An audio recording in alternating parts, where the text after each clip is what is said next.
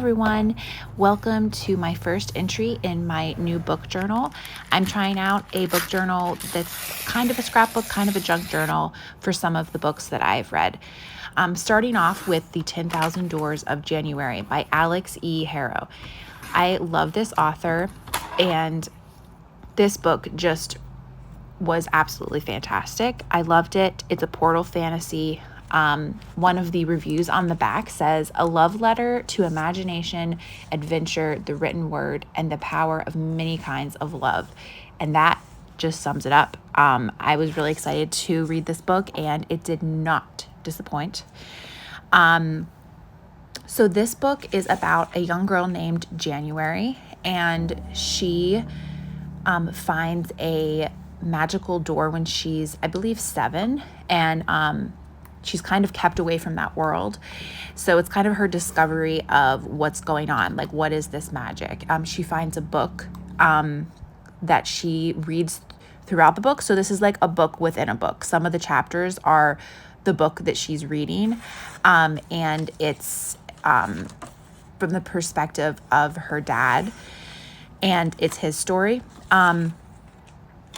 So it's kind of like also has like a mystery element because you're trying to figure out what's going on. You just gotta get into this book because it has so many layers, and there's so much to talk about. But I picked 3 words to describe the book. I picked sweeping, inventive, and adventurous. So the entire story, I just picked sweeping because the entire story just did feel like it was sweeping me away into her world, into what was happening, mainly because Alix E. Harrow's writing is just, it takes you to another world. The descriptions, the prose, the way she puts words together. It's one of those books where I just was taking my time reading it because I wanted to soak in all of the goodness. I also put inventive because it's a portal fantasy, and like while it has elements of maybe some other books, reminds me of some other books I've read, it also is just like completely unique. So here I'm just adding the date that I read it and just a quick little review. And now on the second page, I'm going to do more of a scrapbook page that kind of captures the essence of the book.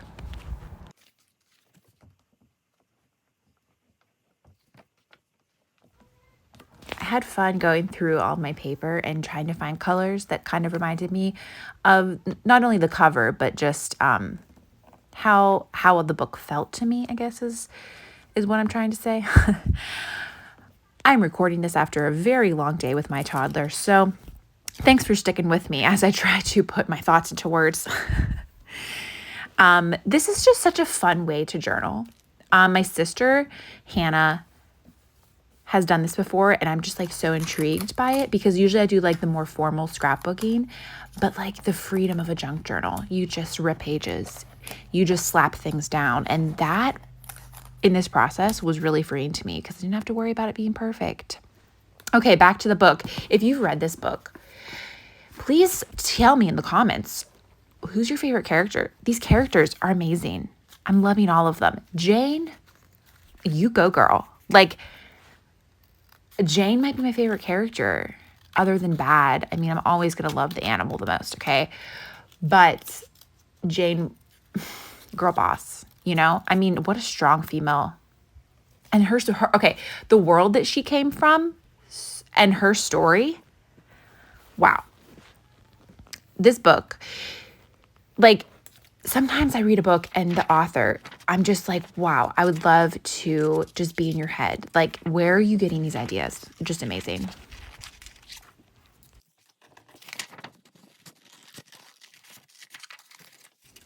I knew right away that I wanted to include doors in my page. The idea of there being endless doors that lead to other worlds and they're just waiting to be found, that just speaks to my fantasy lover heart. I want there to be magical doors everywhere in the world. Like I'm walking along a wooded path and like I see a little arch in the trees, and yes, that in my mind that is a door into another world. And so I kind of wanted to include some of that magic, and the magic of this book is her writing. So I picked a few of my favorite snippets. There were so many. So I just wanted to share with you the one that I'm writing down here. Okay, I'll read the full snippet. In believing, Aid felt the scattered uncertainties of her youth falling away. She was a hound that finally caught the scent it sought. A lost sailor suddenly handed a compass. If doors were real, then she would seek them out, 10 or 10,000 of them, and fall through into 10,000 vast elsewheres. And one of them someday might lead to a city by the sea. And so, of course, I had to include the city by the sea in my page because, oh my, the longing and the yearning and the searching in this book. She writes so well of these family members searching for each other. And it's just so heartbreaking because they're separated by literally by different worlds, and they're trying to find each other, and they're devoting themselves to looking for each other. And if you've read the book, I mean, this was a source, the relationship between Julian, I guess that's how you say his name, and Adelaide is, wow, such a powerful love story, but also I got frustrated with it at times, because you just want Julian to also be devoted to his daughter in the same way, and it's like really hard to read that sometimes. But okay, moving on. This little ship, I cut it out on my Cricut. I love this little ship sailing on the waves with the ocean sunset in the back. Oh, so much fun.